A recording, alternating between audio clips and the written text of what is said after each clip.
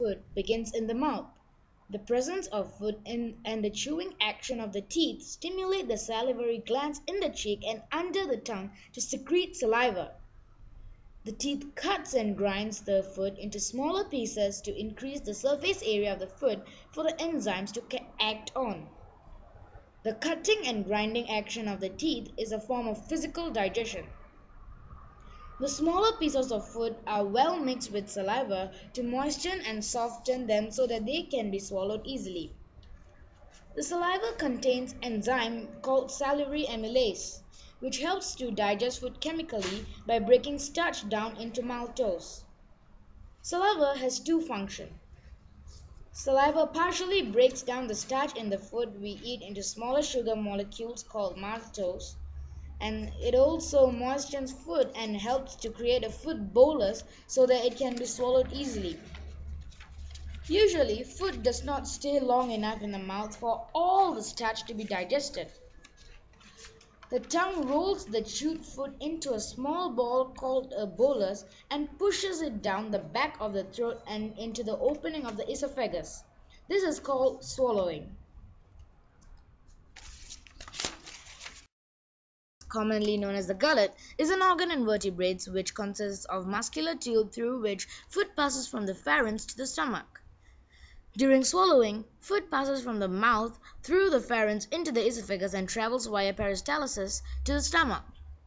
The word esophagus is derived from the Latin oesophagus, which derives from the Greek word oesophagus, lead entrance for eating. It is usually about 25 cm, but extreme variations have been recorded ranging 10 to 50 cm, depending on individual height. It is divided into cervical, thoracic, and abdominal parts. Due to the inferior pharyngeal constrictor muscle, the entry to the esophagus opens only when swallowing or vomiting. The hollow, dilated part of the digestive system, which functions as an important organ of the digestive tract in some animals, including vertebrates, echinoderms, insects, and molluscs. It is involved in the second phase of digestion, following mastication, which is chewing. The liver, HEPA, is a vital organ present in vertebrates and some other animals. It has a wide range of functions, including detoxification, protein synthesis, and production of biochemicals necessary for digestion. The liver is necessary for survival. There is currently no way to compensate for the absence of liver function in the long term, although new liver dialysis techniques can be used in the short term. Next, the gallbladder. It is a small organ below the liver.